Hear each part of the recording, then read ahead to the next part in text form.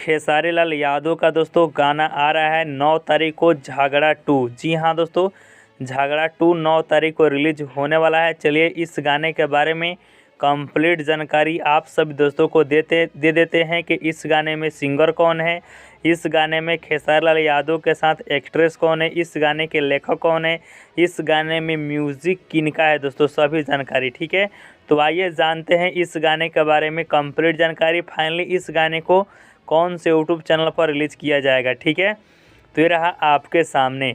Singer रहेंगे खेसारी लाल यादव और नेहा राज। इस गाने में जो एक्ट्रेस होगी उनका नाम है क्वीन शालिनी। ठीक है, गीत किनका है तो कृष्णा बेदर्दी जी लिखे हैं इस गाने को और म्यूज़िक भी दिए हैं कृष्णा बेदर्दी जी ही दोस्तों। ठीक है, अगर आप सभी दोस्तों को इस गाने को सुनना है तो 9 तारीख को सुबह 7 बजे सारेगामा हम के भोजपुरी यूट्यूब चैनल पर रिलीज़ किया जाएगा गाने को। तो जाइए 9 तारीख को सुनिएगा। ठीक है।